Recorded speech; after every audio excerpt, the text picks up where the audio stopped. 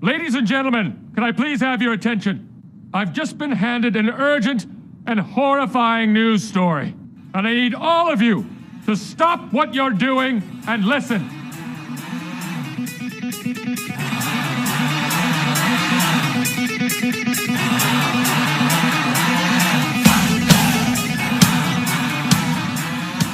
You are listening to the Koeneke Hour on KSSU Radio. Here is your host, Nick Koeneke.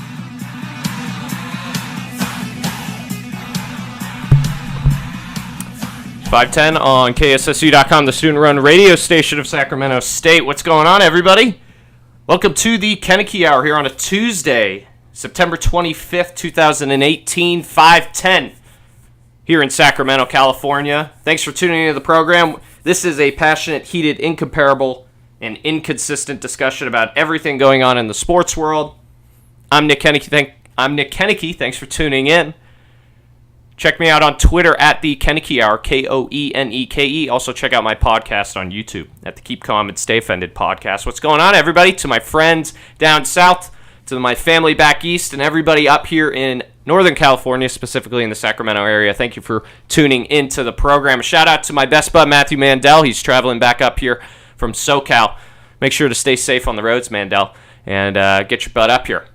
Mandel and I are going to the Giants game tomorrow night, so I'm going to need him here and ready for that as the baseball season finishes and wraps up here in 2018 as we head into October baseball. But today's program, a lot of football, much like last week, week 3 in the NFL. A lot of stuff happening. Got my Koeneke Rant of the Week to start the show. Going to have 2 guests. Got a jam-packed show and a very exciting show. A lot of football. Going to have a couple guys come on to talk football, and it's going to be real exciting. One on the phone and one in studio. And going to talk Steeler football, specifically beating who'd they beat last night? I'm blanking. Who'd they beat? I can't even think of it. I just took a nap today, like right before the show, and I'm totally out of it to start. And, it's Tampa. That's it.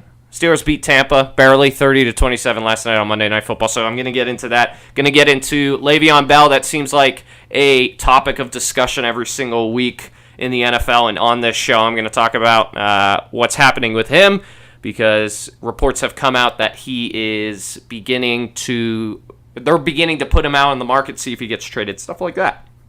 And if we get time later in the show, going to talk about Tiger Woods and what he did over the weekend. But thanks for tuning in to the program once again. This is the Koeneke Hour. I'm Nick Koeneke, streaming live on KSSU.com, the student-run radio station of Sacramento State.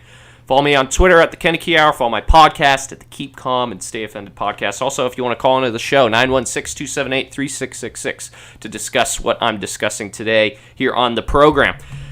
All right. That kind of took a little bit of time and out of breath, but I want to start the show like I always do, and that's the Koeneke Rant of the Week. Now, if you're new to the program, if you're new to what I do here on the radio, that's kind of how I got noticed when I entered this business, is my incomparable rants about things that I don't like going on in the world and things that I notice.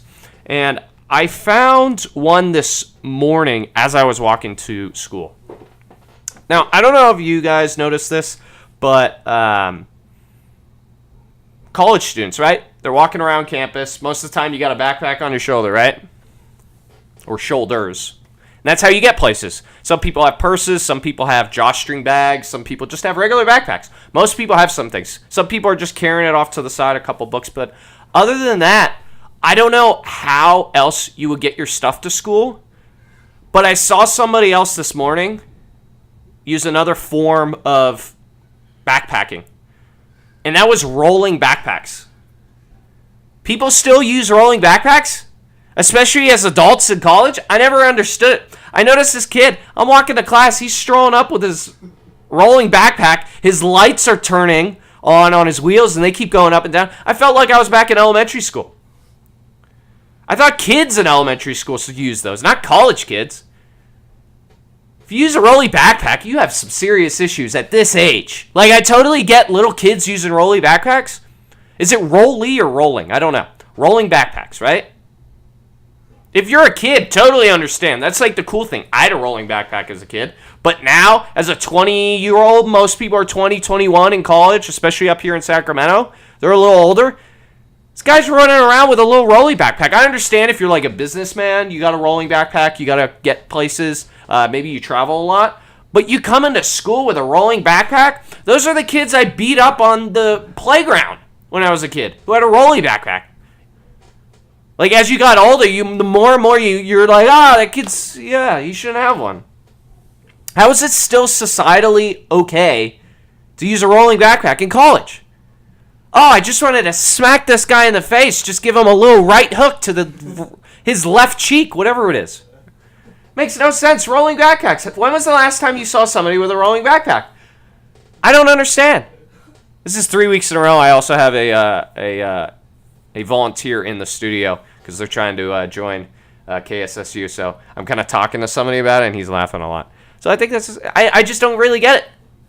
I just don't understand. Those are the same kids we bullied in elementary school. That sounds really bad in this age, but that's what happens when you're that age. And I just saw a guy, a grown man, going to class using a rolling backpack. How is that still okay? How is that okay? I don't know. But I noticed that, and it just pissed me off. I was like, who do you think you are walking around with that type of ego using a rolling backpack? I don't get it. Does anybody out there if you use it, call into the show, 916-278-3666. Explain yourself why you use a rolling backpack. Because that's the first time I've ever seen a grown-ass man use a rolling backpack. Is it because, he, can't, he doesn't have the strength to hold up, 2 pounds worth of schoolwork? I don't know. Rolling backpacks. Get rid of that crap. And that guy should be, kicked out of school for using that. 516 here on KSSU.com. I'm Nick Koeneke. Thanks for tuning into the program. Got a lot to talk about. Going to talk a lot of NFL this week.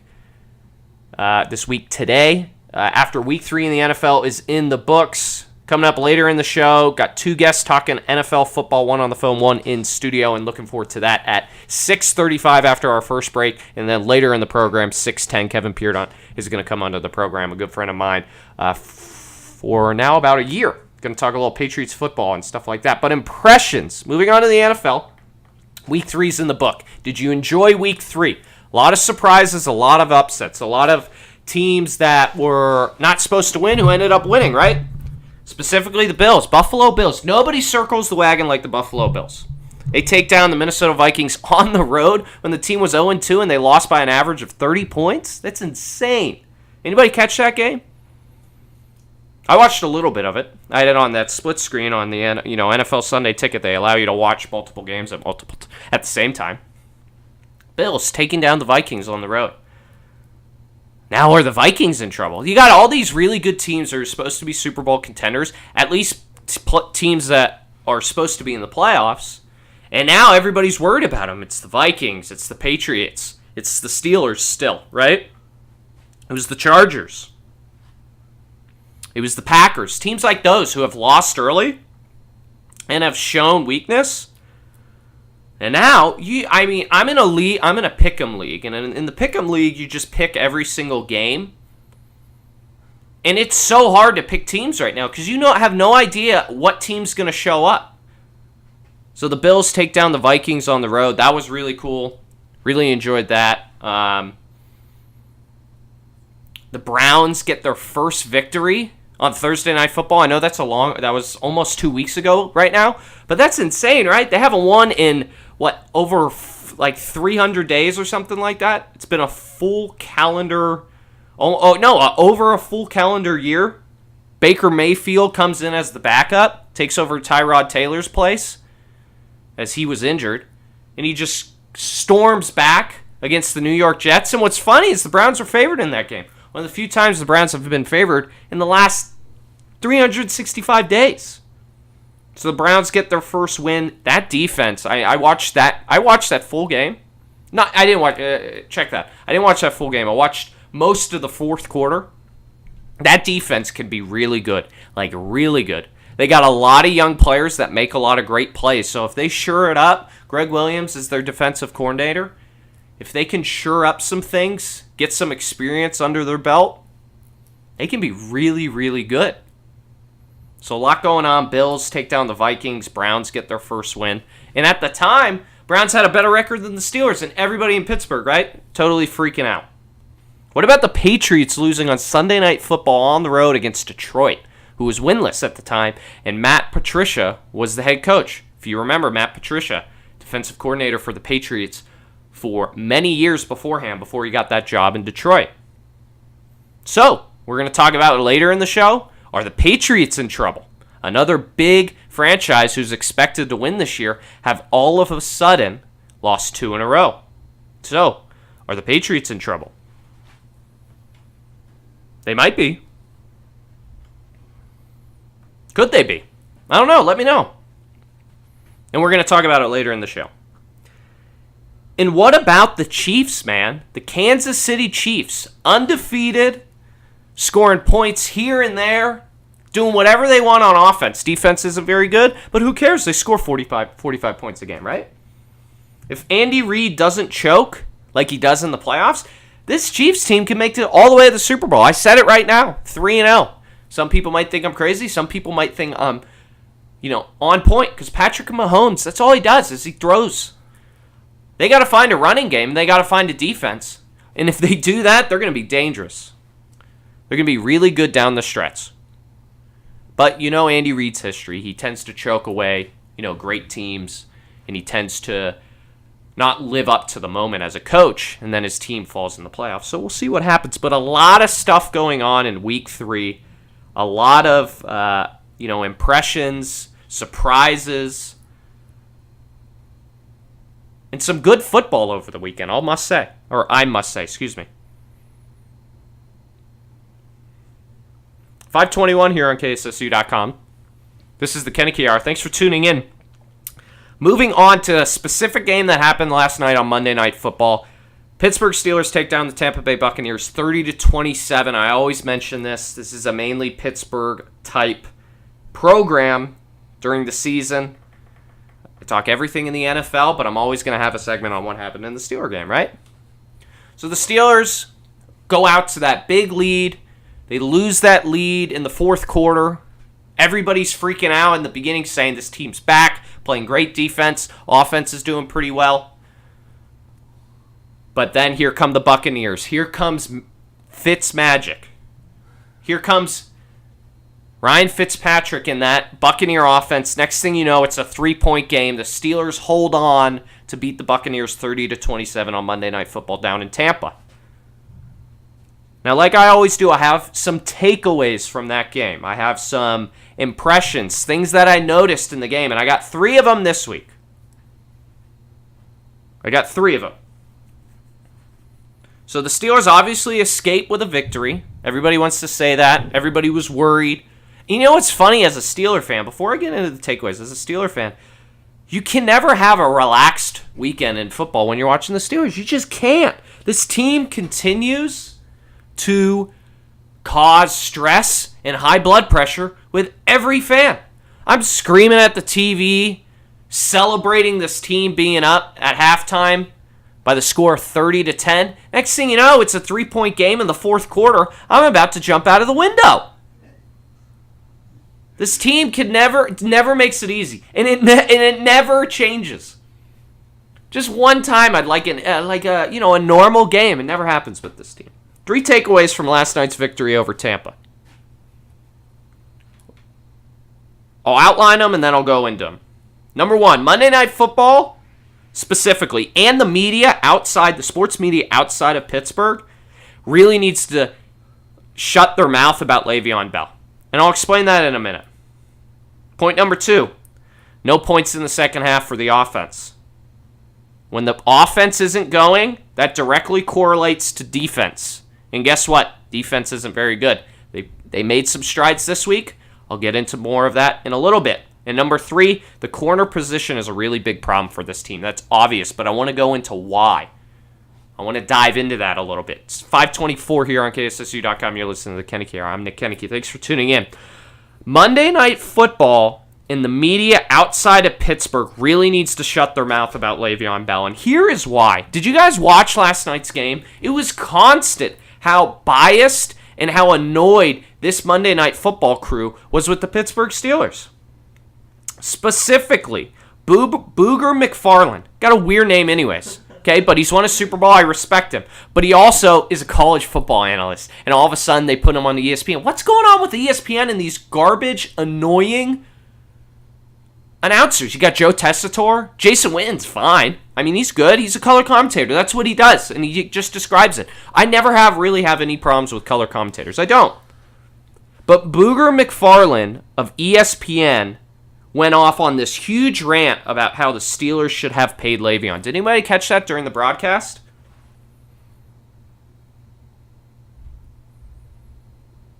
Did anybody catch that?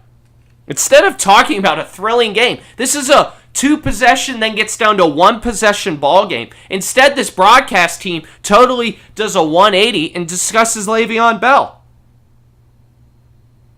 And why the Steelers should have signed him. Or now the Steelers are going to trade him. Dude, why don't you focus on what's going on the field? That's why we watch the game. We don't ask for your opinion on players. You know nothing about the situation going on in Pittsburgh. And the national media, including ESPN, who isn't directly involved with this team,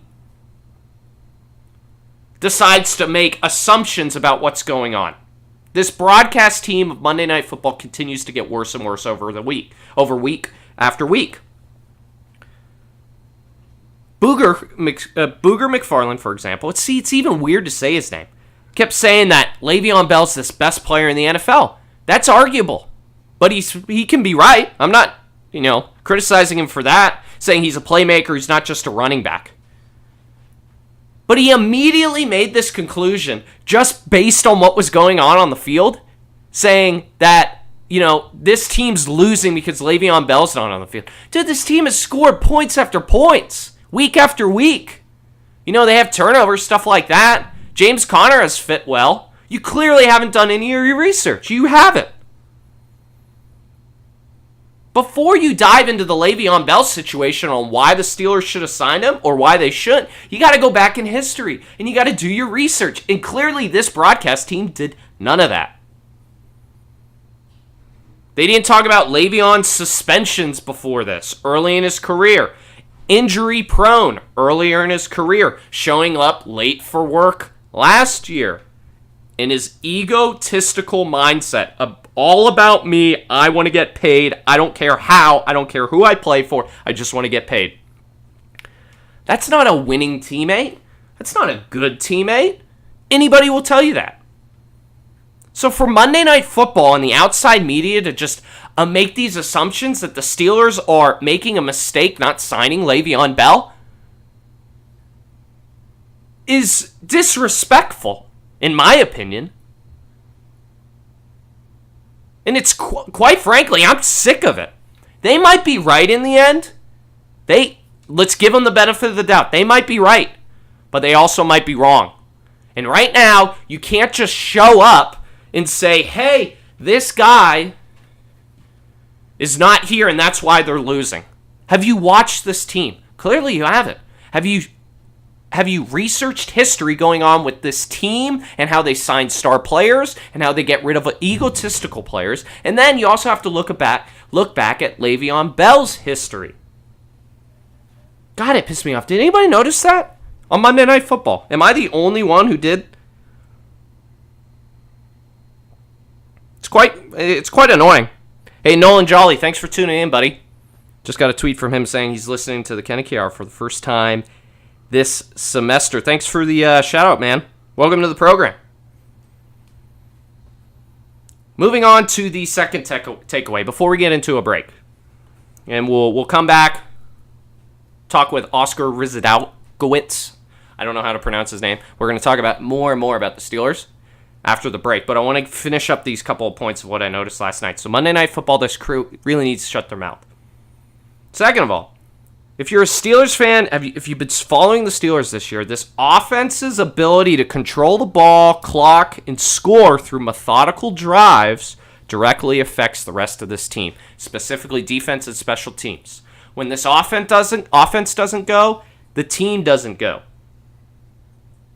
Let me ask a few questions. If you've been watching this team, did you watch Monday Night Football? This team was in shotgun like every play.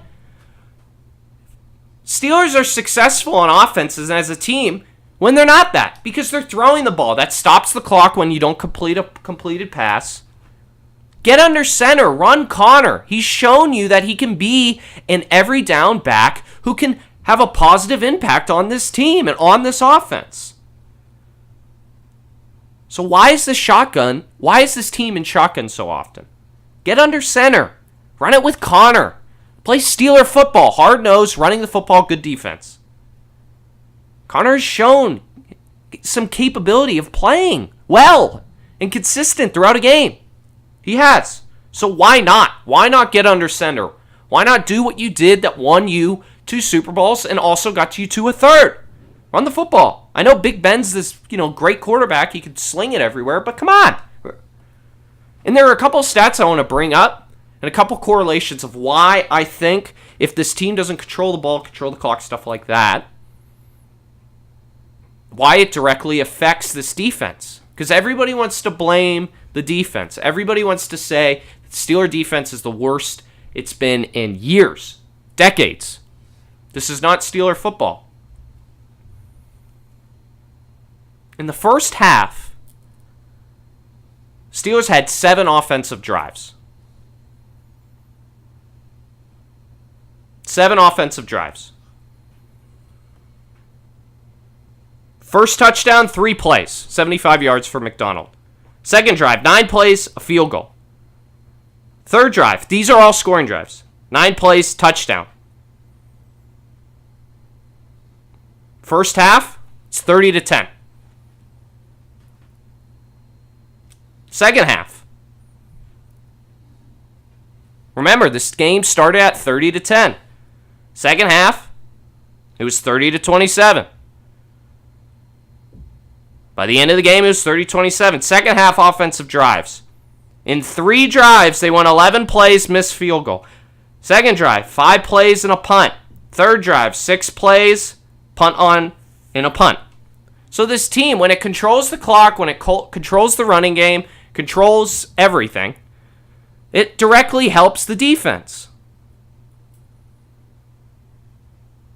This team runs with the success of the offense. What I mean by that is they control the game. They control the line of scrimmage. They control the clock. They control how the game's going. They don't control the game by scoring 40 points. Yes, that you might be thinking you're out of your mind. You score 40 points, you're going to win most of the games, but you're putting this defense in more and more trouble and putting them more and more on the field. It's like when you play the Patriots and Tom Brady, you got to keep him off the field. It's not about stopping him. It's making sure he doesn't even get on the field. Keep him on the sideline, right? This team's got to adopt that. It's got to adopt that. Monday Night Football really need to keep quiet with Le'Veon, and this offense's ability to control the ball and clock directly correlate and affect this team. 5:33 here on KSSU.com, the student-run radio station of Sacramento State. Thanks for tuning into the program. I'm Nick Koeneke. We're going to head to our first break as I have my first guest come on. After this break, going to talk a little more Steeler football and what happened on Monday Night Football. Thanks for tuning in to the program. You're listening to the Koeneke Hour here on KSSU.com. Next month is National Breast Cancer Awareness Month, and our friends at Mercy Imaging Centers remind the women of our community that the best defense against breast cancer begins with a thorough clinical breast examination, a complete screening mammogram, and includes monthly self-exams. Remember, early diagnosis means that you'll have a greater chance for successful treatment. So schedule an appointment today at the clinic or hospital nearest you, and please remember, early detection is the best protection. This important reminder was from Mercy Imaging Centers with 6 Sacramento locations. For more information or to schedule an appointment, you can call them at 434-7600. Concerned with the health and welfare of our community, they're on the air because they care. The mission of the Guardian Scholars Program is to improve the life and success rate of former foster youth by administering helpful services such as professional mentoring, academic advising, career counseling, financial assistance, scholarships, and community-building events that are essential for learning, growth, and success on a college campus. Guardian Scholars are committed to doing outreach in the community and creating meaningful opportunities for current students at Sac State in order to improve the livelihood of foster youth students. For more information regarding the Guardian Scholars Program, you can visit their website www.csus.edu/gs or call 916-278-6728 or visit their office at Lassen Hall, room 1012B.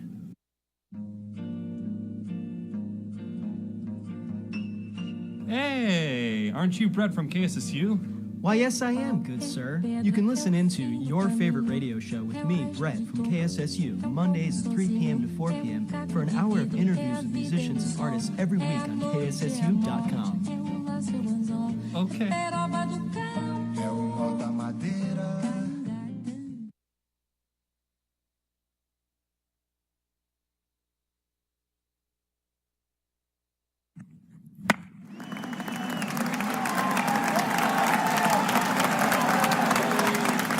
Tune into the Koeneke Hour Tuesdays from 5 to 6 on KSSU, where I discuss everything in the sports world.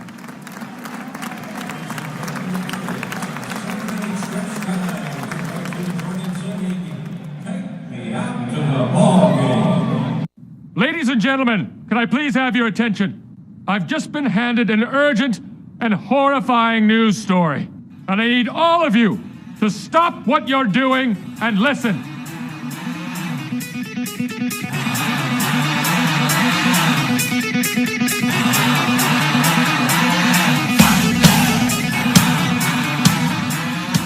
You are listening to the Koeneke Hour on KSSU Radio. Here is your host, Nick Koeneke.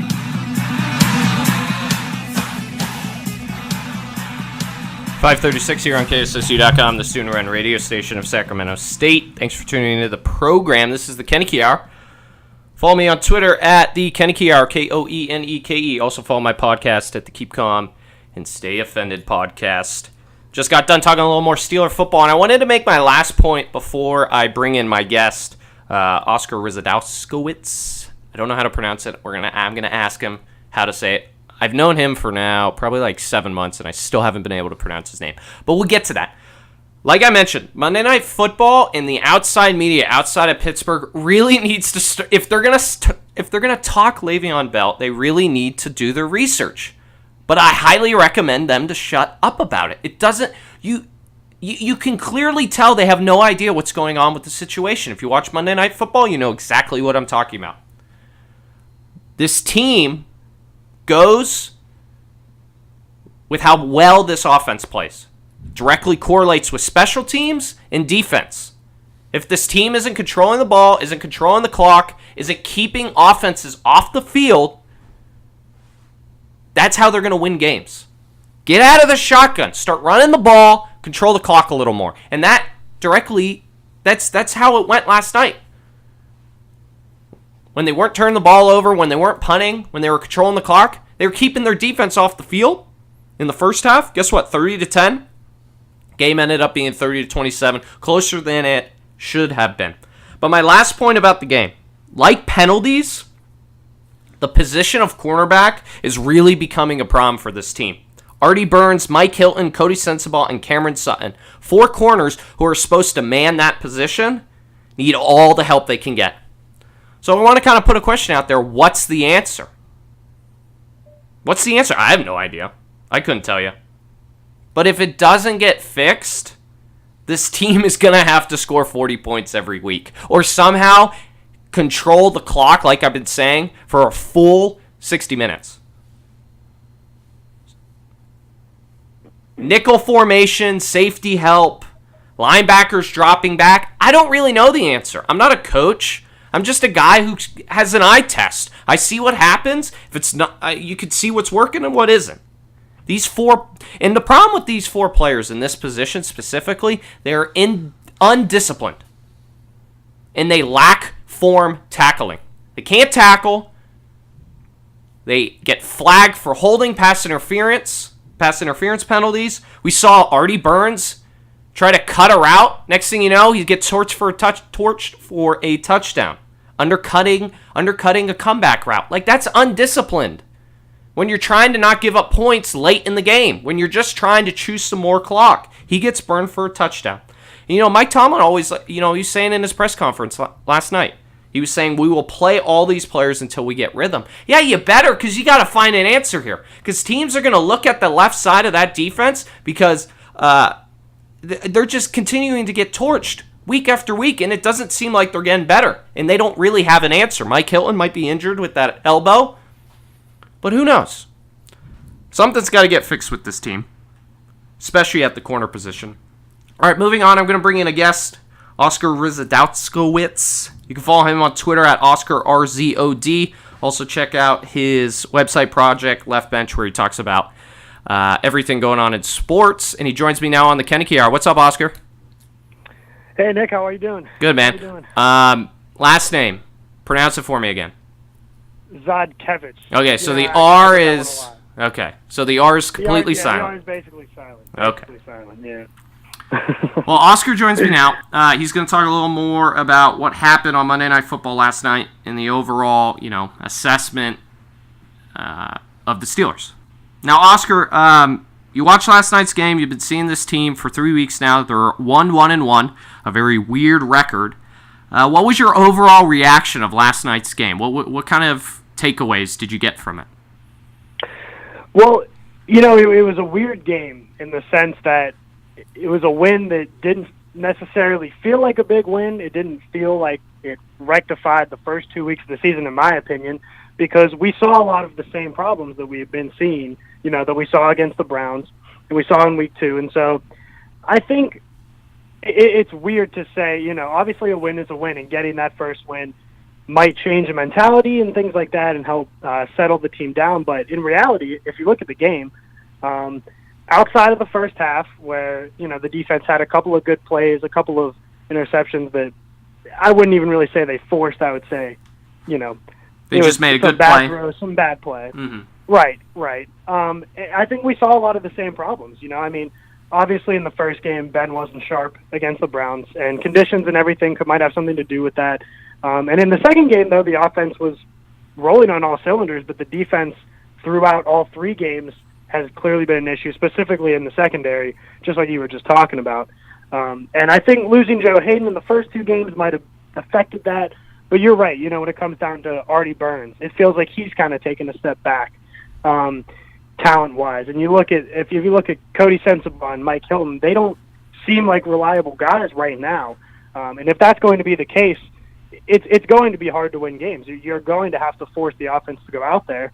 And, when you're missing a piece like Le'Veon Bell, that can be tough. Obviously, James Conner's come in, played very well, but there is no other Le'Veon Bell in the NFL. So if the defense is going to keep letting down the offense and being forced out on the field a lot, then I think we're going to continue to see the same problems that we've seen through the first 3 weeks. Oscar's calling all the way from the state of Illinois. Did you see any improvement on defense? Is there anything that, maybe you're thinking, maybe some positivity coming from last night's game on the defensive side of the football? Obviously it feels good to get turnovers, and I can't attribute everything, all the turnovers simply to luck. They played well to force those. Bostic came back after a bad penalty in the first. Oh yeah, he had a great exactly. He had a great little segment of plays. Well. Mm-hmm. Right, and I think that's very helpful, especially missing Shazier still. We need help stepping up in the inside linebacker. Through and throughout, I think T.J. Watt for the whole season has been successful. I think Bud Dupree played as well as he did, getting a turnover. I think that might help his play because he's another one of those guys where coming into the league and right when he was getting his feet wet, it looked like he could be something really special. But up to this point, he really hasn't been that. So I think that could be, there are some positives to take away from it. But if you just look at the second half and how the game sort of devolved and almost got out of hand, it leaves a sour taste despite the win. So, you kind of said it was a very weird game. I remember going on Twitter after the game and people saying, you're a Steelers fan when the Steelers win, but you still feel like it's a loss because it was one of those type of games, right? Right. So they take on Baltimore on Sunday Night Football, AFC North football on prime time on national television. My question to you is, do you feel any better going into Baltimore? Is there some momentum, any positivity? The offense continues to score points, but the defense seems like they struggle. I mentioned that when this offense goes and controls and stays on the field, it's going to help the rest of this team. Are you feeling any better going into Baltimore on Sunday night? Well, in a way, I feel better. The thing about playing Baltimore, between Pittsburgh and Baltimore, is just you never know what's going to happen. Baltimore can have the worst team in the league, or Pittsburgh can have the worst team in the league, and vice versa, and you never know what's going to happen. Right. I think getting the win under their belt beforehand, I think it's going to help establish some confidence. But if you look at what Baltimore's been doing this year, they haven't looked too shabby themselves. And I personally don't think if the Steelers continue to play at the level they've played through the first 3 games, I really don't think they're gonna have much of a chance against Baltimore, which is weird because going into the season, I would have said the exact opposite. I would have said the Steelers are primed to beat them. I think that they're a much better team overall. But if you look at both teams play through the first 3 weeks, Baltimore's had more of its stuff together all around than the Steelers. And against a bad defense, I'm not saying the Ravens have a powerhouse offense or anything, but if you look at the way the secondary's played and how the receivers for Baltimore have performed, and not necessarily, looking at John Brown, someone like that, I can see somebody like that going out and having a big game and just making the Steelers play catch-up for a lot of the time. That being said, every game seems to be close between those two teams, and whenever you get a close game, I think you got to trust Ben Roethlisberger, into the fourth quarter and in those late game situations, because he's about as good as anybody in that position. So I think the confidence is kind of wishy-washy. But what's kind of weird is that even after this game on Monday night, I feel like that confidence hasn't really changed despite getting a win. I think it would have went down had we lost for certain, but I don't feel a lot better after seeing what I did last night. Follow Oscar on Twitter at OscarRZOD. Also check out his website, projectleftbench.com. Is there a lack of discipline with this team? Mike Tomlin has been on the hot seat, so to speak, before last night's victory. Now it hasn't cooled off. It's still a little warm. But do you see a lack of discipline with the Le'Veon Bell situation, with the Antonio Brown situation, with this team leading the league in penalties, having, I believe, 12 last night, that really kind of helped Tampa get back into the game and keep them around? My dad always told me when I was a kid, whenever we watched Steelers games, is the longer you keep bad teams around, teams that haven't proven themselves, the crazier the game's going to get, and then anything can happen. So is there a lack of discipline with this team? If there is Mike Tomlin the responsibility? Is it the players themselves? What do you think?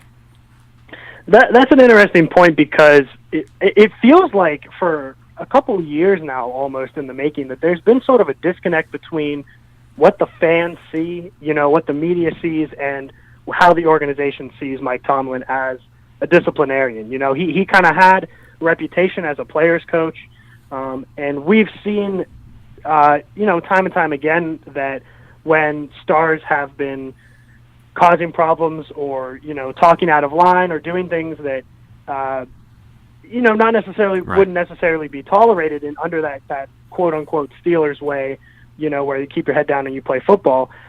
He hasn't necessarily been a driving force behind enforcing that, but for whatever reason, there never seems to be any chatter about it from within the organization. There doesn't seem to be any feeling internally in the league that there's a problem with that from Mike Tomlin's perspective.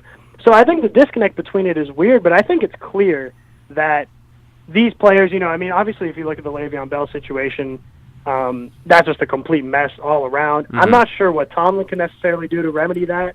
He's not really I wouldn't say he's necessarily the one causing that. And Antonio Brown's situation is a little bit different. He's always kind of had that big personality type thing. Right. But I think it definitely drives questions as to whether or not Tomlin has complete control over that, over his locker room and enforcing those guys. I can't really tell because of that. There just seems to be a disconnect there. But I think that for Antonio Brown's perspective, I mean, for the first 3 weeks, the Steelers just haven't really played particularly well. He was very frustrated at a couple different times against the Browns. I mean, we saw it on the sidelines. He was frustrated against the Chiefs, even though their offense was doing so well. And I think that might be one of the reasons why Tomlin doesn't feel a need to sort of crack down on what Antonio Brown's saying, because it's a frustration that's coming from losing. And I think he likes to see that as a coach. That's just an opinion. That's really not – I don't really have any backing for it. I certainly have You don't have a source. But I can sort of see that being a reason for it.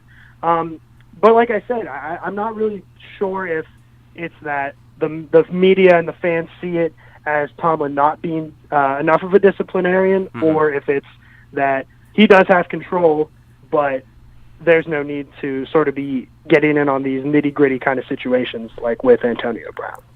550 and Le'Veon Bell, that's just a whole right. That's a whole other thing. Right, total mess. 550 here on KSSU.com, the student-run radio station of Sacramento State. This is the Koeneke Hour. I wanted to ask you a couple things that went on the field last night as we kind of go towards the end of this interview. What do you make of kind of the roughing the passer kind of, debacle, controversy? 4 of them last night. Clay Matthews, kind of just wanted your opinion on that. What do you think? I think the roughing the passer rule, I think it was well called as the rule is written. But that doesn't mean it's a well-written rule. Yeah, much like the catch rule. Right, exactly. I was about to say that. As people in Pittsburgh know about the catch rule. Yeah, Jesse James caught that ball. Right.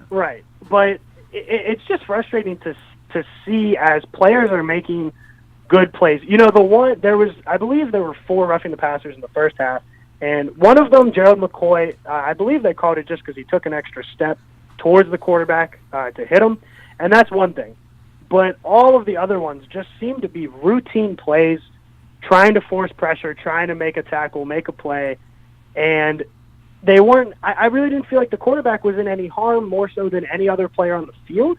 It just seems like it's a very unfair rule for pass rushers because you can't hit quarterbacks low. If you hit them high, you can't land on top of them.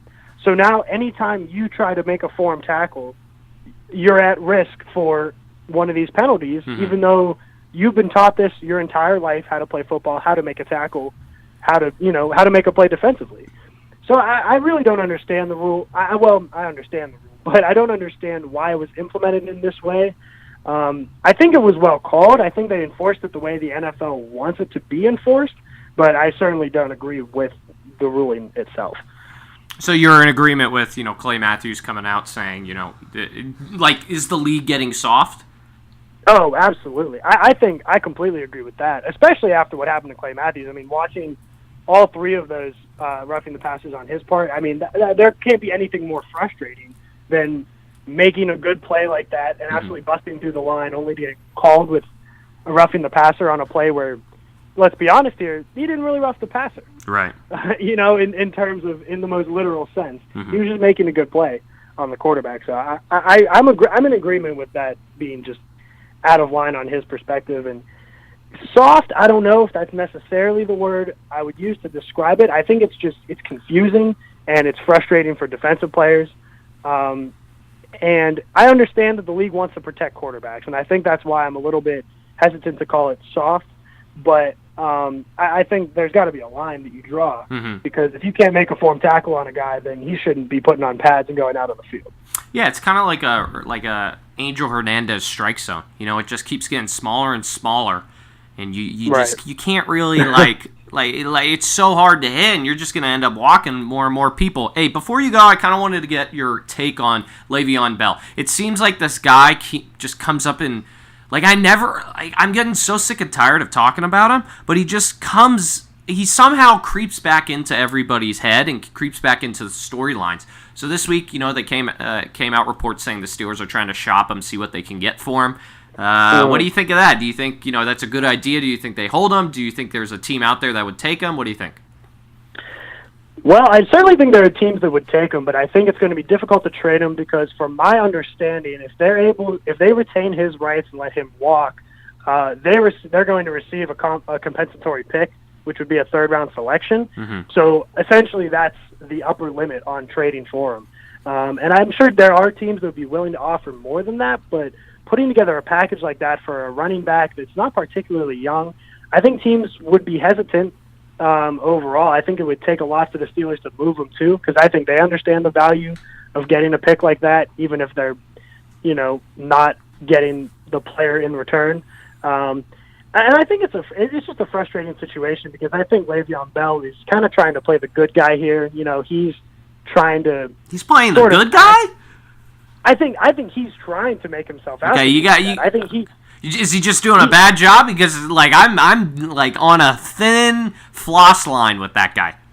I mean, if you look at what he's tweeting, the things he's saying, people just gave me a chance and things like this. Like, it's frustrating as someone who's watching football to see that, and especially now, because there's nothing the Steelers can do now long term, right? Other than other than tag him and then try and figure it out after. So him sitting out is him just making a statement and not getting paid for it, and that's all he's trying to do. So whenever he continues to sort of try and create this mantra that, oh, he's not doing anything wrong, he's trying to get what he's worth, all this. Well, right now there's nothing you can do to get what you're worth. You had that chance in the offseason before the season started, and now you're just hurting your team and your teammates. And I have to think that the locker room is understanding that his heart's not with his teammates, that he's not in this for his team, he's not in this to win with them. He's simply in it for himself. And I have to think that they understand that. Last question. At the beginning of the year, did you have a different kind of opinion on him? Like, were you in defense of him, or were you all on the Roonies? Because I flip-flopped. So I was on, 1 week, I was on the point of, hey, pay the guy, he's worth it, stuff like that. What the Steelers never do. Think about, like, trading Santonio Holmes, getting rid of Plaxico, those types of guys, those type of players. But then I totally switched and said, the Roonies are right. This guy's, all egotistical. He's all about himself. Were you in defense of him and then switched, or have you always been, had the same opinion? I'm kind of interested if things have changed since the season has started for you. Well, I think from my perspective, I kind of wish-washed a little bit too, especially when I saw Todd Gurley get his massive extension or his massive deal. It kind of did force the hand of the Steelers force the hand of the Steelers, quote unquote, because obviously it didn't. But right. I think that kind of showed Le'Veon Bell what he can be worth, because Le'Veon Bell is the best running back in the NFL, and he knows his receiving talent is worth so much more than just being the best running back. And I respect him trying to go for and try and get paid what he feels he needs to be paid, but there's also a reality to it where you're not necessarily going to make the money based on both of those skills combined, because you're only one player on the field. And I think I sort of saw both sides of it, and I thought I understood whenever he turned down a long-term deal with guaranteed money because he wants to be paid what he feels he's worth, and I understand that. But ever since he hasn't been reporting and he hasn't played or anything like that, I'm completely on the side of him just being not in it for his team. I think he's just really not committed to the Steelers at all. I don't think he cares about his teammates, and I don't think, because if he did, he would be there. If he did, he would be playing on Sundays. He would be working out with the guys and everything like that. He wouldn't be in Miami strip clubs posting pictures and all this stuff. So right. I think, I don't want to say I lost respect for him, but I think I can just see his real motives in his world now. And it's disappointing, because a player of his caliber, he shouldn't be sitting in week 3 just because he's holding out for a contract dispute. So that's the way I see it now. Oscar Zadkevich, did I nail it? Zodkevich. Z-O. Zodkevich. That's perfect. You can follow him on Twitter at OscarZRaw or RZOD. Also, check out his website, projectleftbench.com, where he talks about sports. Hey, Oscar, I appreciate the time and the insight, and I look forward to having you on more once basketball season comes along, because the NBA is in about 3 weeks, and I know you're a big basketball fan. So thanks for doing this, and I look forward to having you on and more times later in the year. Absolutely, man. Thank you for having me. I appreciate it. All right. See ya. See ya. That's Oscar Zodkevich. Never been able to memorize his last name. I kind of feel bad, but, whatever. You're listening to the Koeneke Hour here on KSSU.com, the student-run radio station of Sacramento State. 5:59 on a Tuesday evening in Sacramento, on the campus of Sacramento State in the city and capital of California, Sacramento. Going to hit a break. Going to come back, talk a little more Le'Veon Bell, in my opinion. We just asked Oscar about that, and we'll get to that in a little bit. So hang tight. It's 5:59 here on KSSU.com. You're listening to the Koeneke Hour. Next month is National Breast Cancer Awareness Month, and our friends at Mercy Imaging Centers remind the women of our community that the best defense against breast cancer begins with a thorough clinical breast examination, a complete screening mammogram, and includes monthly self-exams. Remember, early diagnosis means that you'll have a greater chance for successful treatment. So schedule an appointment today at the clinic or hospital nearest you, and please remember, early detection is the best protection. This important reminder was from Mercy Imaging Centers with 6 Sacramento locations. For more information or to schedule an appointment, you can call them at 434-7600. Concerned with the health and welfare of our community, they're on the air because they care.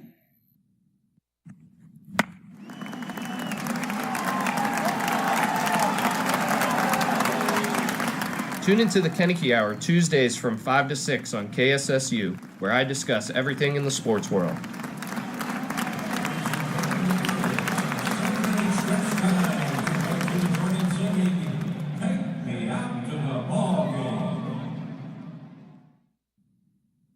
Next month is National Breast Cancer Awareness Month, and our friends at Mercy Imaging Centers remind the women of our community that the best defense against breast cancer begins with a thorough clinical breast examination, a complete screening mammogram, and includes monthly self-exams. Remember, early diagnosis means that you'll have a greater chance for successful treatment.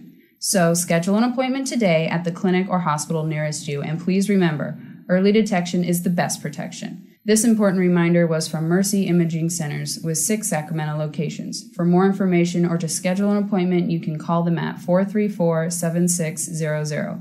Concerned with the health and welfare of our community, they're on the air because they care.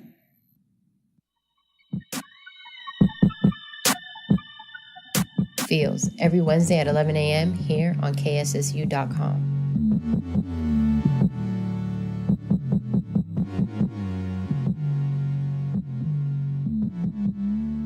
The mission of the Guardian Scholars Program is to improve the life and success rate of former foster youth by administering helpful services such as professional mentoring, academic advising, career counseling, financial assistance, scholarships, and community-building events that are essential for learning, growth, and success on a college campus. Guardian Scholars are committed to doing outreach in the community and creating meaningful opportunities for current students at Sac State in order to improve the livelihood of foster youth students. For more information regarding the Guardian Scholars Program, you can visit their website, www.csus.edu/gs, or call 916-278-6728, or visit their office at Lassen Hall, room 1012B. Ladies and gentlemen, can I please have your attention? I've just been handed an urgent and horrifying news story, and I need all of you to stop what you're doing and listen.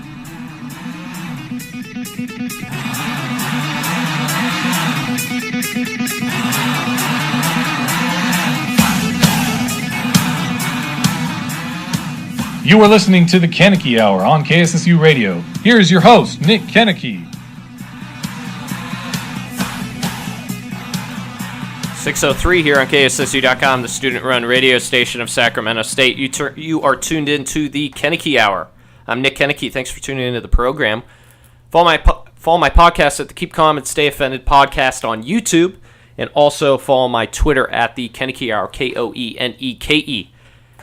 6:03 here on a Tuesday in a very warm afternoon, evening in Sacramento in the Valley of California. I wanted to touch up on a topic before we get into more of the NFL with Kevin Peardon after our next break coming up at 6:15. So stay tuned for that, talking Patriots specifically and the rest of NFL. I wanted to touch base on Le'Veon Bell.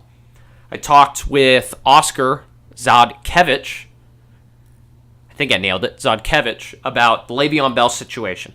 So if you haven't been hearing, reports have come out saying that he is now on the market, and the Steelers are looking to trade him. So what do you do if you're the Steelers with Le'Veon? Do you trade him? Do you keep him? Do you hold out hope that he'll show up and play for this team? I've been preaching all along that the Steelers should have traded him a long time ago. And what I mean by a long time ago, 2 months.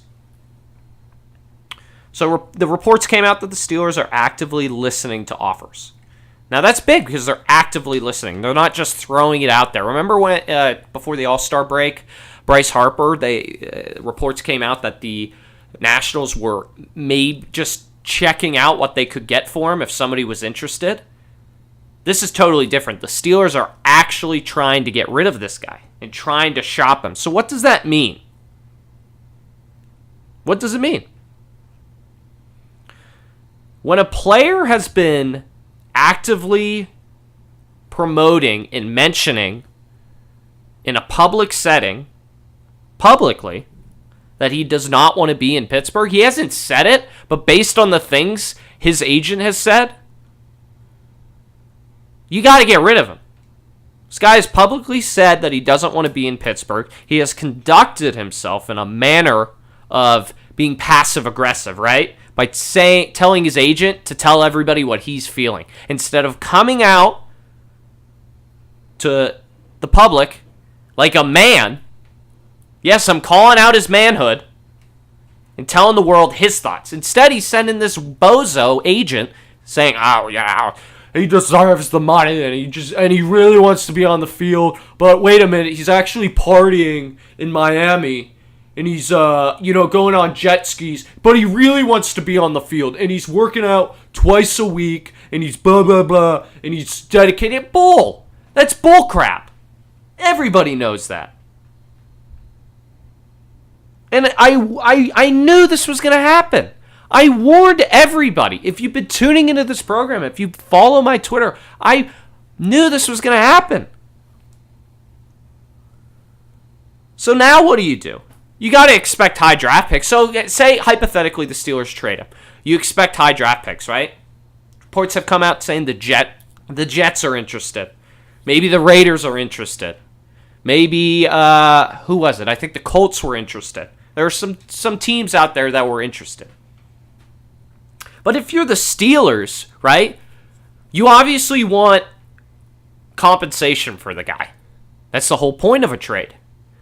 But if you're the Steelers, I'm going to put it out there right now. If you're the Steelers, you can't just look at the future when receiving compensation for this guy. And what I mean by that is you got to look to the present.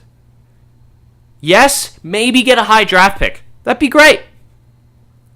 But you got to look to this season. If you're dedicated to winning right now, dedicated to getting back to the playoffs and being a contender in December and January and maybe getting to the Super Bowl, that's a long ways away. That's a long ways away. But if you're committed to doing that, you got to look at the present. You got to look for guys who can make a positive impact on this team right now. Right now. This team needs help. It's 1-1-1. Tied the Browns. Losers at home against the Chiefs. Barely scrape away against the Bucs on Monday Night Football. This team needs help now, and the Steelers should seriously consider trading player for player or trying to get somebody who can help them now, not in the future. Usually with big name guys, big superstars, most people get draft picks. Like, look at the Raiders, right? Khalil Mack goes to the Bears. They get all these future picks that will help them, that's supposed to help them down the road, right? Well, if you're the Steelers, you're still, in it. I know it's early, but the Raiders are 0-3. The chances of the Raiders making the playoffs, I think there was a statistic out there. It's like 2%. 2% of teams after an 0-3 start make the playoffs. Steelers are 1-1-1. If they beat Baltimore on Sunday Night Football, they're right there early in the year, looking division-wise. So if you're the Steelers, you got to, maybe get a corner. Maybe get a veteran-type player because these young guys on the Steeler defense aren't cutting it.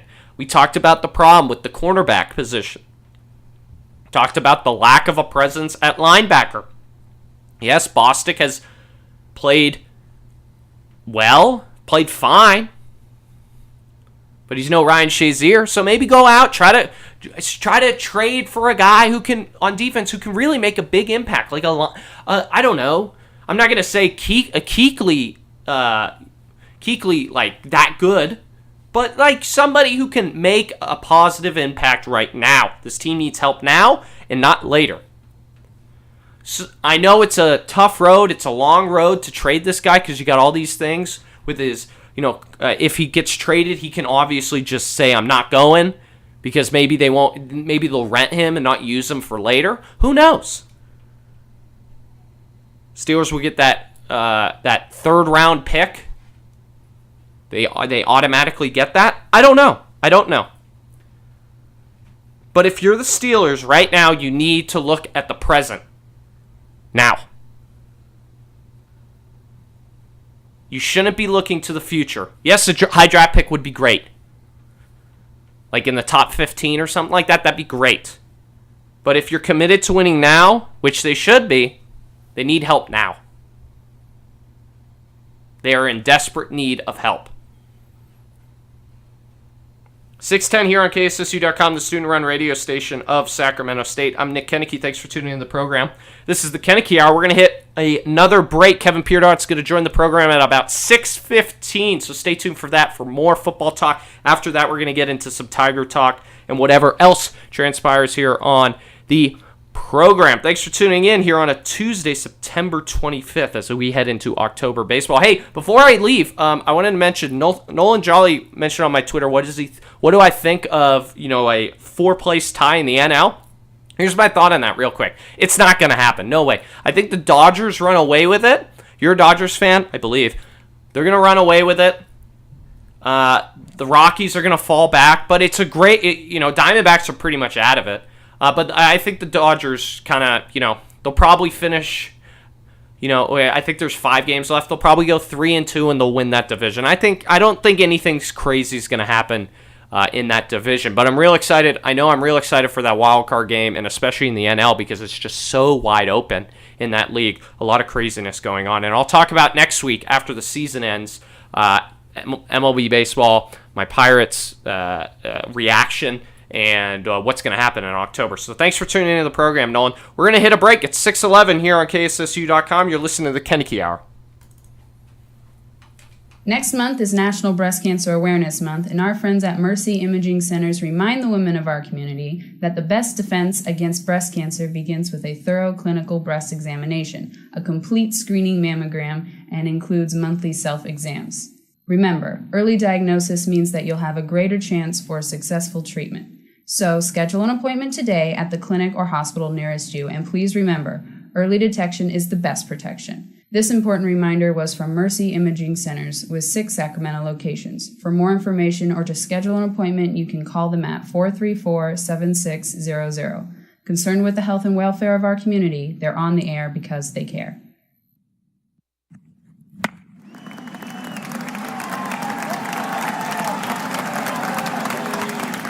Tune into the Koeneke Hour Tuesdays from 5 to 6 on KSSU, where I discuss everything in the sports world.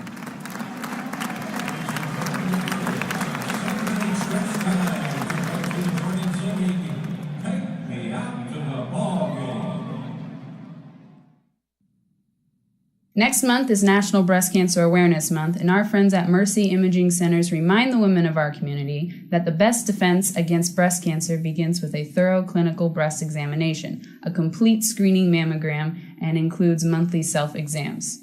Remember, early diagnosis means that you'll have a greater chance for successful treatment. So schedule an appointment today at the clinic or hospital nearest you, and please remember, early detection is the best protection. This important reminder was from Mercy Imaging Centers with 6 Sacramento locations. For more information or to schedule an appointment, you can call them at 434-7600. Concerned with the health and welfare of our community, they're on the air because they care.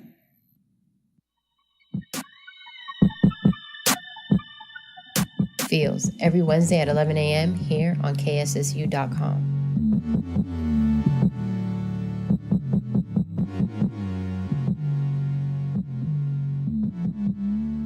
The mission of the Guardian Scholars Program is to improve the life and success rate of former foster youth by administering helpful services such as professional mentoring, academic advising, career counseling, financial assistance, scholarships, and community building events that are essential for learning, growth, and success on a college campus. Guardian Scholars are committed to doing outreach in the community and creating meaningful opportunities for current students at Sac State in order to improve the livelihood of foster youth students.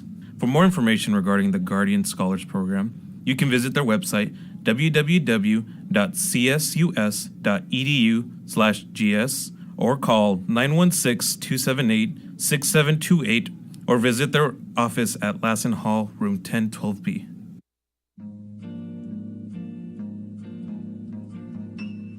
Hey, aren't you Brett from KSSU? Why, yes, I am, good sir. You can listen into your favorite radio show with me, Brett, from KSSU, Mondays at 3 p.m. to 4 p.m. for an hour of interviews with musicians and artists every week on KSSU.com. Okay.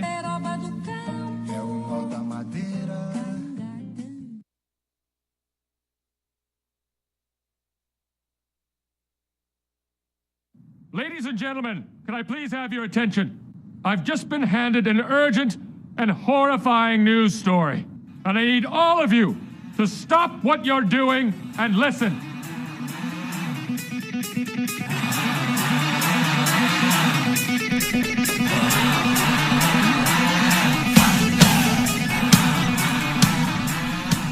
You are listening to the Koeneke Hour on KSSU Radio. Here is your host, Nick Koeneke.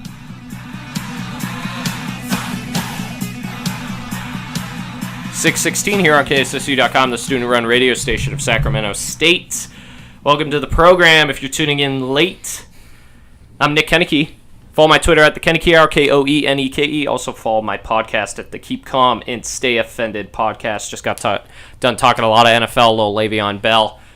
Towards the end of the show, going to keep it rolling with some roughing the passer stuff. That's later on in the show, a little Tiger talk, and I hope to have a full 2-hour program today. It's going to be a lot of fun, and we got a jam-packed show. So we're going to stay in the NFL here for this next segment. Got a good friend of mine, Kevin Peardon. Follow him on Twitter at Kevin with 2 N's _64. He just recently graduated here from Sacramento State, and he's here to talk a little football. Kevin, what's up? Hey, how you doing? Good, man.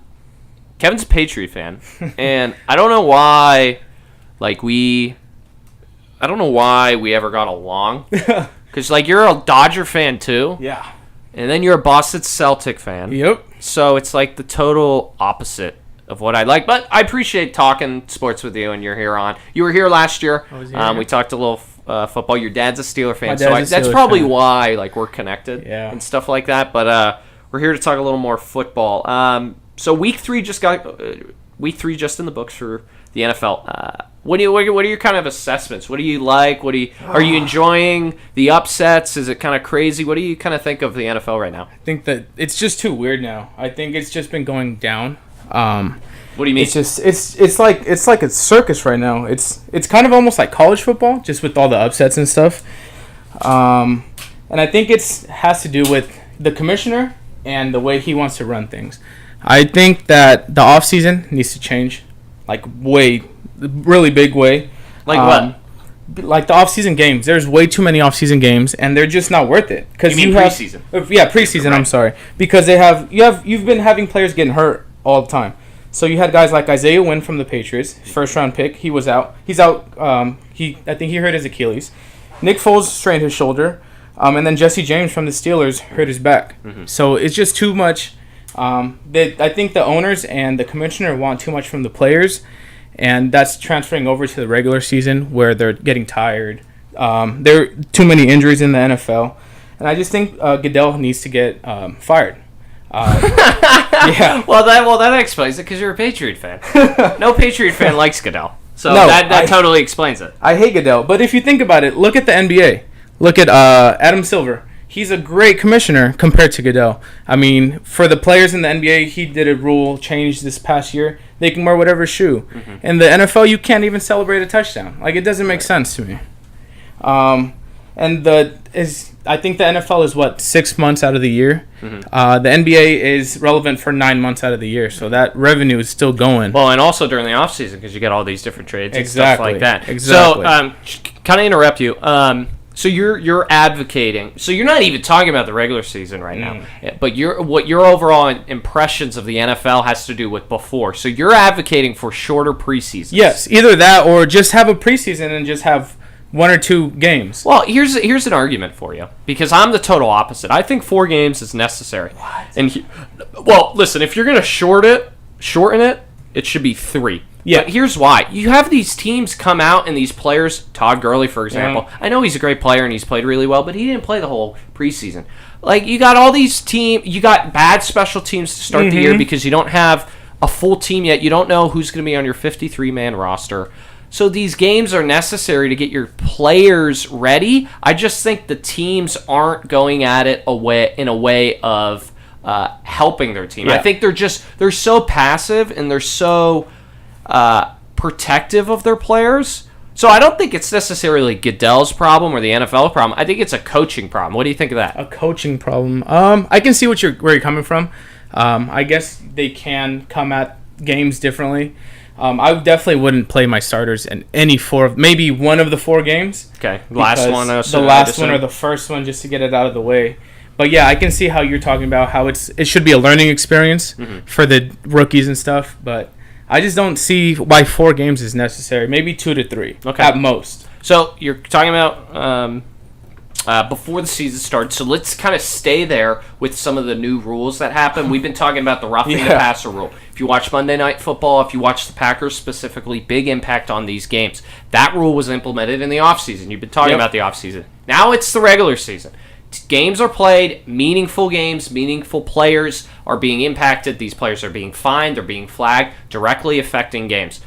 What do you think of that? Is it obviously so let me put it out there. Everybody thinks it's a bad rule. Yeah. But what's your unique opinion on it, or what do you think? What are you thinking about it? I think it's ridiculous. First of all, I think it's too the spur of the moment type thing. Different referees have been calling it differently. As like for Clay Matthew, he's been called in each 3 of the first games. So, but what's the difference from that play and a different player tackling someone? Did you hear? Speaking of that, Kevin's in studio, so we're talking like we're right next to each other. Yeah. Did you hear? I think it was a Dolphins player where he was tackling a quarterback. I can't totally remember who it was, but he tried to do how they instructed. The NFL's instructing when you tackle a quarterback, you fall away from the quarterback. Yes, I saw it. He tore his ACL by doing that. Yeah. So now the rule's not the rule's supposed to protect the quarterback. Now it's directly affecting defensive players. What do you think of that? I think it's only affecting the defensive players because, like Clay Matthews, I've watched all 3 of his games and all 3 of the flags. It seems I've played football for 10 years, and it seems like he's tackling how you've been taught from Pop Warner. Yeah, it's all about the finish. Correct. Yeah, I didn't think he purposefully put his full weight on the quarterback whenever they threw a flag on him. So I don't see why that's a penalty. So what do you think? What's got to happen? You talked about the offseason. You've talked about the NFL front offices. You've talked about Goodell. Obviously, because you're against this rule, it needs to be changed. But what do you realistically see happening? I think for penalties, I think they should just go for those types of penalties. Just go to the replay because it's just going to slow down the game. Exactly, though. It's going to slow down the game. game. So there's another problem. So that just and then it's just this huge concoction of controversy slowing down the game, whatever. So is there any viable solution to this besides obviously just getting rid of it? I think they should get rid of it. I think they should go back to how it was before. I mean, because now it doesn't seem fair for most of the players. Because now, think about it, they're going to be scared. Oh, if I tackle him this way, I'm going to get a flag. I'm going to get fined. I'm going to get ejected. So they're not going to go full on for a play. So it's affecting the play now. So if there's no, obviously everybody believes, and I'm going to talk about this later in my show, everybody believes that the rule should be just dealt with, done. Get rid of. How it was before. What do you, and this is the last point I'll make before we move on. What do you think about all the quarterbacks coming in defense of these defensive players? Yeah, it was Aaron Rodgers. Aaron Rodgers was like, it doesn't make sense because he's hitting, Clay Matthews is hitting quarterbacks and he's getting flagged, but Aaron Rodgers is getting hit and there's no flags being called. So it just doesn't make sense. I think the quarterbacks are fed up. The quarterbacks are fed up with it. The defensive players are fed up with it. I think it should just go back to how it was before. All right, so moving on to what's been happening on the field. Starting with the Patriots, we talked about teams, stuff like that, rules. Patriots might be in a little trouble. Let me put it out there before I get your opinion. A lot of people think, 1-2, Tom Brady getting a little older, maybe Belichick's not as prepared as he used to be, is there turmoil in the locker room? I don't know. Maybe there's all this stuff. There's all this swirling around a 1-2 start, but the Patriots always seem to get it together. It happens every year. Yes. So maybe, is there something different this year? Worried, not worried, totally confident? Is there anything different this year than other years? So I don't think you should be worried just yet. This next week is against the Dolphins, and that's a must-win. They have to win this next game, or else they're just going to be too far down. It's going to be really hard to get caught up and be the first seed again, like every other you'll be year. 3 games back. 3 games back with 12 to play. The Patriots are definitely a second half team, though. If you think about it, every game they go in the locker room, come out second half, and they usually have a way to beat the team. The second part of the season, usually they always come out stronger later on in the season. Isn't like Brady, what is it, in November and December, isn't a winning percentage like 85%? It's insane. Yeah, I mean, they are always losing games. The first couple games, in 2016 they were 14-2. In 14 and 15 season they were 12-4, and they've been making the playoffs every year for the past how long? Right, like 10 years, 12 seasons. Yeah. So yeah, they should be fine. I think the thing right now is that this defense is just too lackadaisical. I don't see them running to the ball. They're trying to do arm tackles, which is why running backs are just burning them. The Detroit Lions had their first 100-yard rusher. That's embarrassing. It's the Lions. I think it's the defense and these injuries that they have. So they have. You can't say injuries are excuse though. Oh, come on! They have Patrick Chung, safety. They have Flowers, D-line. They have Rowe, cornerback. Those 3 players played last game. It's a completely different game. Everybody has injuries, though, man. You can't.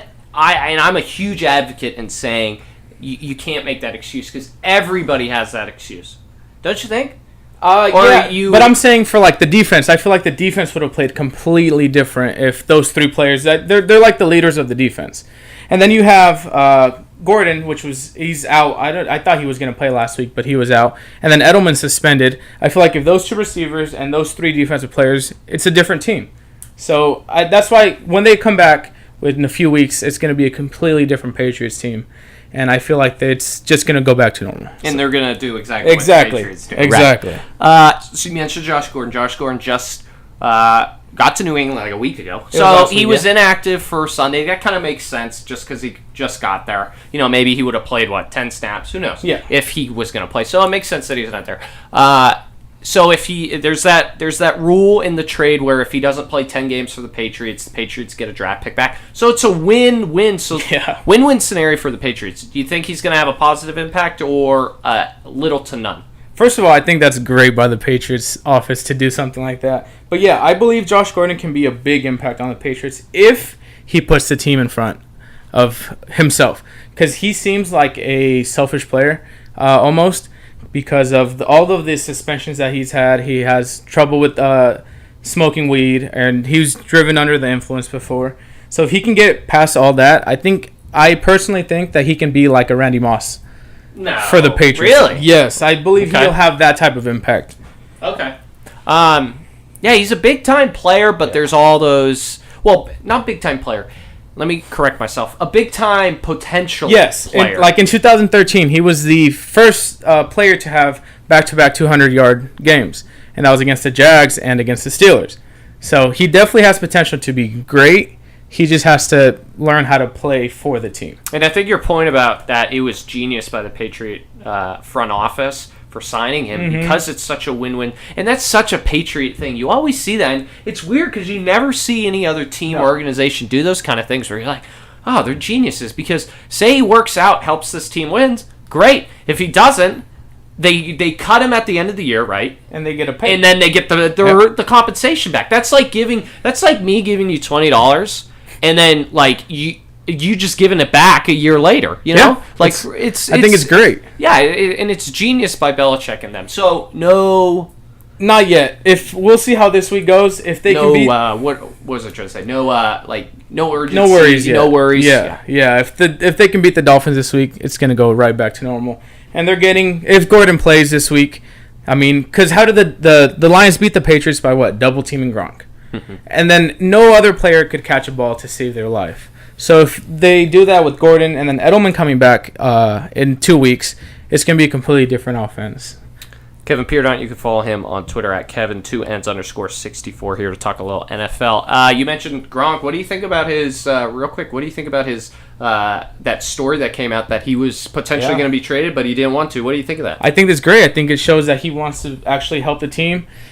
He's had problems being healthy in the past, but I think he can always make an impact, and I think he's great for the Patriots and Brady. But what does that say about him and then the organization? Because he said, I'm not playing for nobody, and if you trade me, I'm just going to retire. Yeah, I think it was great because like last time I was here, we talked about him wanting to join the WWE or do wrestling. Everybody, that was a big story all over. And with him doing this, saying he only wants to play with Brady and with the Patriots, I think it shuts down all of those rumors.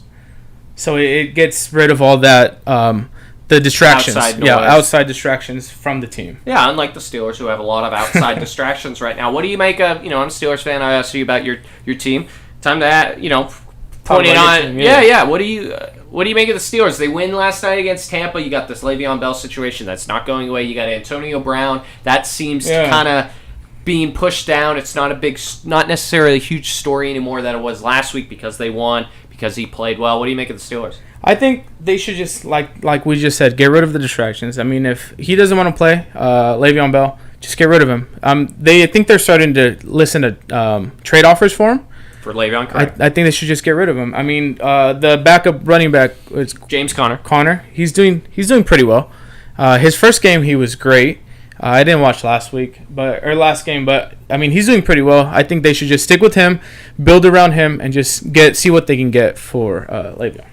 So before you go, I want to ask you kind of what your expectations maybe are for the NFL. Kind of just a question you can't really prepare for, or just what's the first thing that comes to your mind heading into the rest of the season?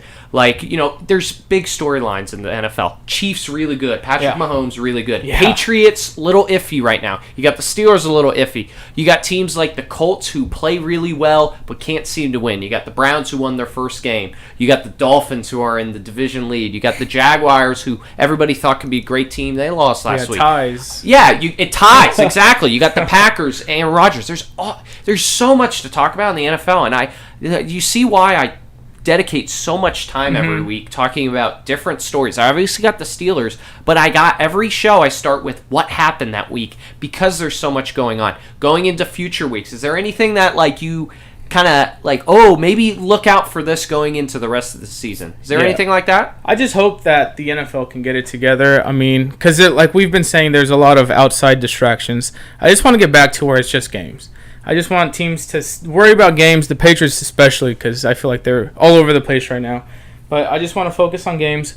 Hopefully, I think the season right now, like I said at the beginning, it's not doing very well. It's kind of like a circus. Hopefully it gets on track, and we can go into the later part of the season, how it goes every year with, the Steelers and Patriots doing well, getting ready to go to the playoffs. So you just want a standard, just stereotypical season. I just want the season to go back to just playing football and just the Patriots winning, the Steelers winning sometimes, and just going out and getting ready for another Super Bowl, because I think this year the Patriots got it. Kevin2ends_64 on Twitter. Last thing before you go, you talked about distractions and you talked about getting back to just football. Jimmy Garoppolo out for the season, ACL. Yeah. What do you think about maybe the story just keeps, much like Le'Veon, it never goes away, Colin Kaepernick. Any opinion on that? Yeah, I think I've told you this before. I have no problem with Kaepernick, his stance. I think it's great. I just think he's not a good player. I think when he was on the Niners, he wasn't a good player. He was an okay player, and I think if he can hone in his skills, he would be a great player. But I think the Niners said they weren't looking at him because the offense, he doesn't fit in the offense.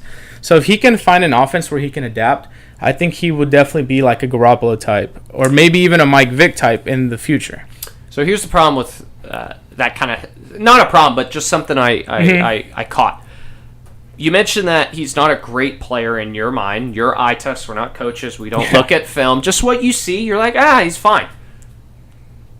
Niners don't have a quarterback. No, they don't. So, because you don't have a problem with his off-the-field things, whatever he does, right, why not sign him? Because you don't have a quarterback. And now, wouldn't you take an okay average quarterback, like you mentioned, over a rookie quarterback in Beathard, who didn't look very good last year? What's Niners have come out and said no, but why not say maybe or say yes? I feel because they put in all this money to Garoppolo, they gave him this huge contract. But it's not about Garoppolo. It's about capital. Yeah, but the team was around him because they didn't. You can never think, it's going to get injured. So I think that they build around him. They have the offense in his. Everybody knows the offense that Garoppolo wants to run. If you bring it, it's like if he went to the Patriots, like. The offense. I think you're misreading what I'm asking. What I'm asking is, this team doesn't have a quarterback. This team's going nowhere. No matter what.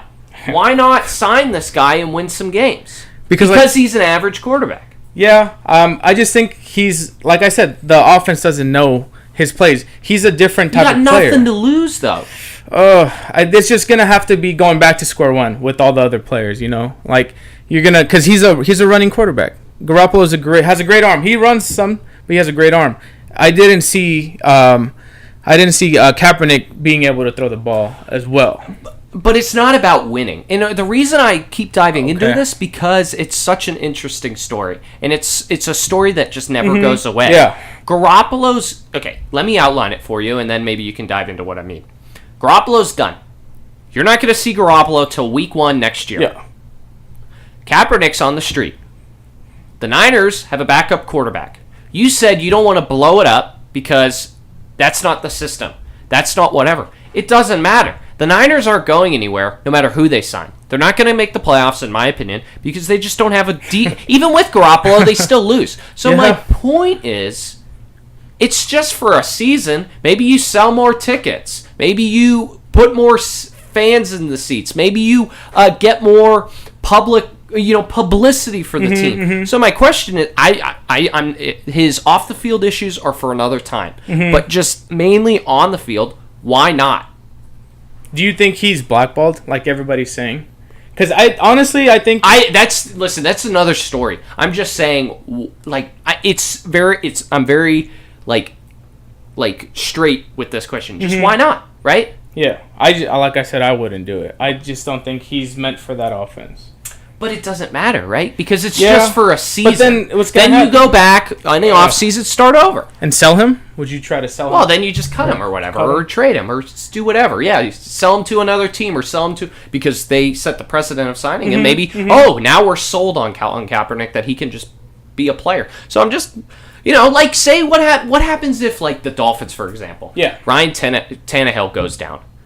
Why not sign Colin Kaepernick? You got nothing to lose, right? You're not going to make the playoffs with him or without him or whatever. Why not, right?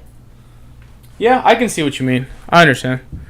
I don't know. It's a very interesting story. I guess it could be a win-win, just like the Gordon thing. Not a win-win, just kind of like... You're helping him too. Yeah, and then they're helping him to, get his name back out there. Right. So I can see it. And I'm in agreement with you, and I wouldn't sign him either. If I was a front office, I wouldn't sign him. But you also have to look at it on the other side of the aisle. Why not? That's Kevin Peardon. You can follow him on Twitter at Kevin2Ns_64, talking a little NFL. Thanks for joining me, man. I look forward to having you on more often. Great, yeah, let me know. It's 6:38 here on KSSU.com, getting ready to wrap up the show. I got 2 more segments after this break. Remember to follow me on Twitter at the Koeneke Hour, Koeneke. Also follow my podcast at the Keep Calm and Stay Offended podcast. It's 6:38 here on a Tuesday afternoon. Stay tuned. You're listening to the Koeneke Hour here on KSSU.com. Next month is National Breast Cancer Awareness Month, and our friends at Mercy Imaging Centers remind the women of our community that the best defense against breast cancer begins with a thorough clinical breast examination, a complete screening mammogram, and includes monthly self-exams. Remember, early diagnosis means that you'll have a greater chance for successful treatment. So schedule an appointment today at the clinic or hospital nearest you, and please remember, early detection is the best protection. This important reminder was from Mercy Imaging Centers with 6 Sacramento locations. For more information or to schedule an appointment, you can call them at 434-7600. Concerned with the health and welfare of our community, they're on the air because they care.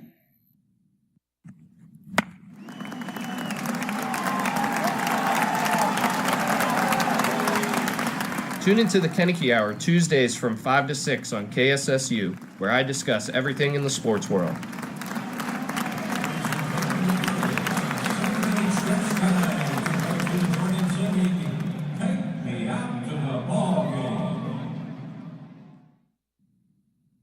Next month is National Breast Cancer Awareness Month, and our friends at Mercy Imaging Centers remind the women of our community that the best defense against breast cancer begins with a thorough clinical breast examination, a complete screening mammogram, and includes monthly self-exams. Remember, early diagnosis means that you'll have a greater chance for successful treatment. So schedule an appointment today at the clinic or hospital nearest you, and please remember, early detection is the best protection. This important reminder was from Mercy Imaging Centers with 6 Sacramento locations. For more information or to schedule an appointment, you can call them at 434-7600. Concerned with the health and welfare of our community, they're on the air because they care. Ladies and gentlemen, can I please have your attention? I've just been handed an urgent and horrifying news story, and I need all of you to stop what you're doing and listen.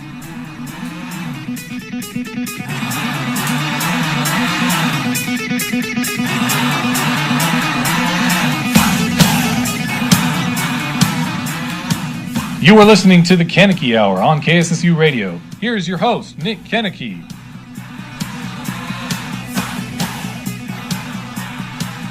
.641 here on KSSU.com, the student-run radio station of Sacramento State.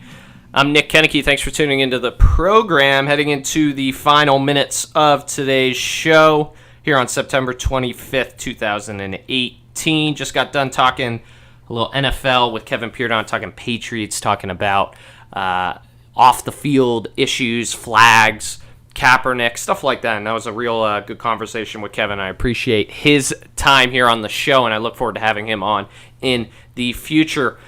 As we head into the last couple segments of the show, I want to go dive in and stay on a topic that's been brought up plenty of times on this program today, and that is my new favorite segment here on KSSU.com, and that is Stop It Right Now.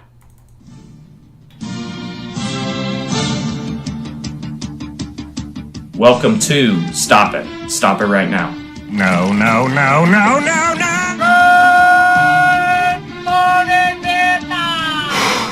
Boy, that escalated quickly. I mean, that really got out of hand fast. Stop it. Get some help.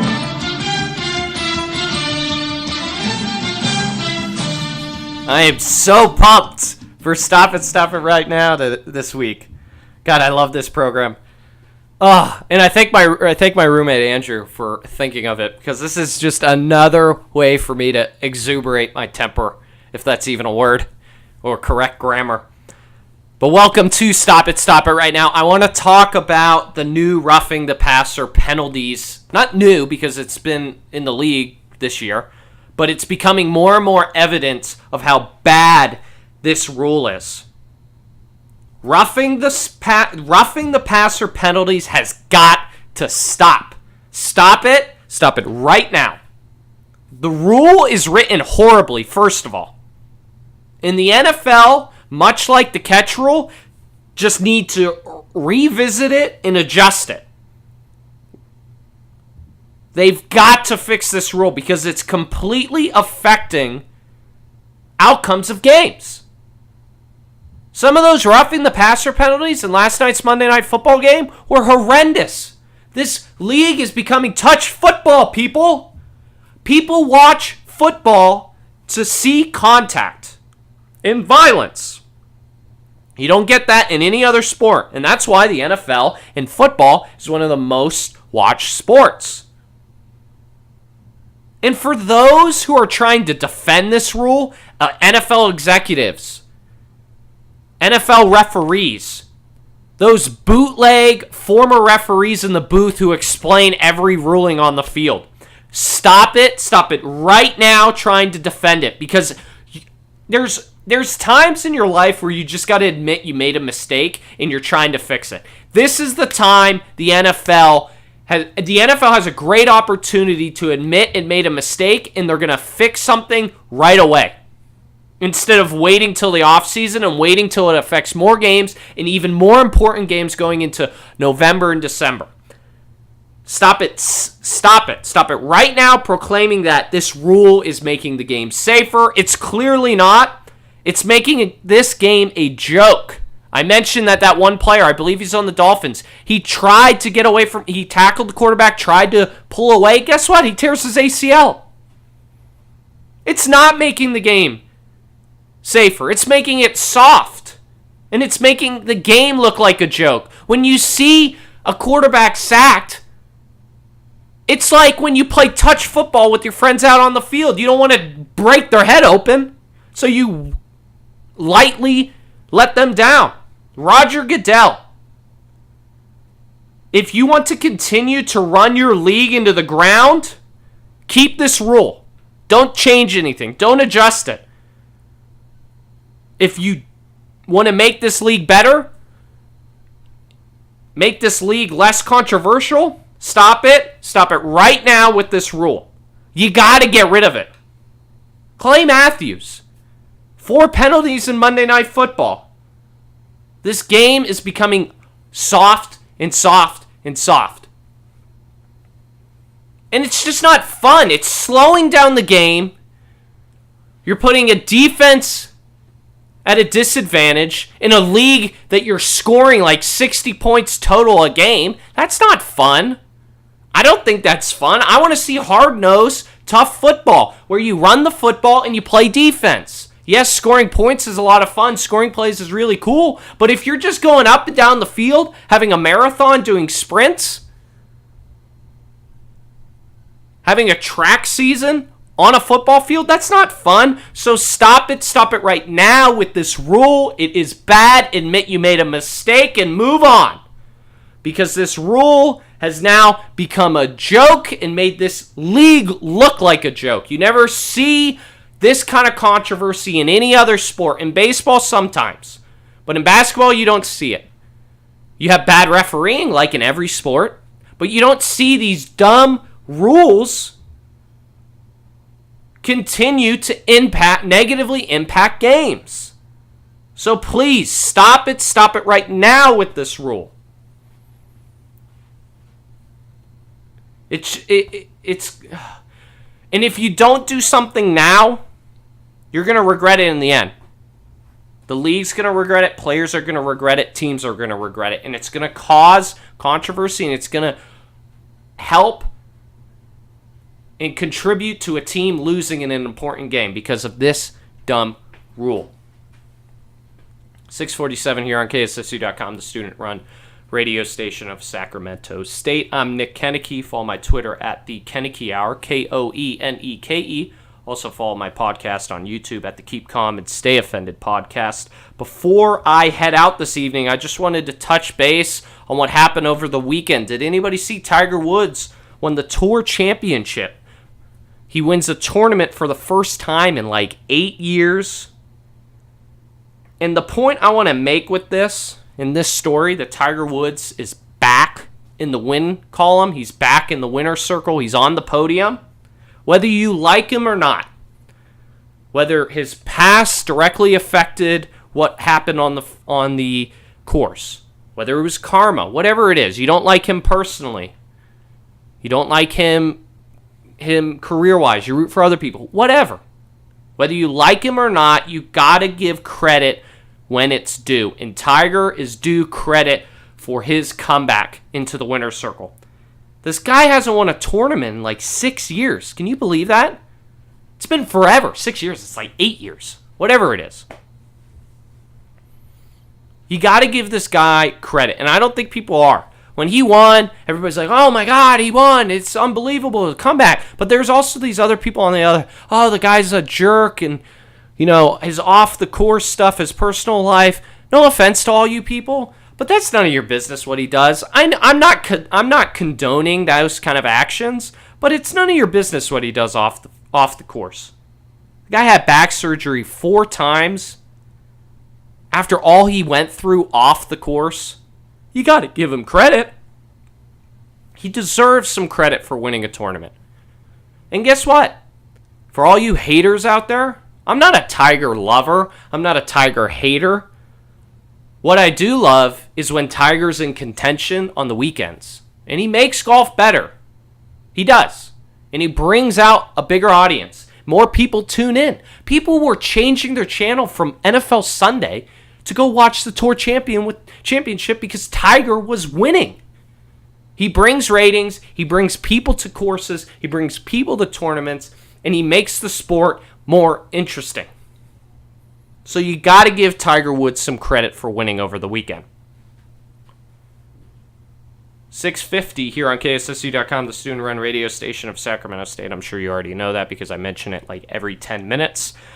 That'll do it for today's program. Make sure to tune in to every Koeneke Hour on Tuesdays from 5 to 7 here on KSSU.com. About 5:10 is usually when we start, just based on how quick I can get into the booth and into the studio.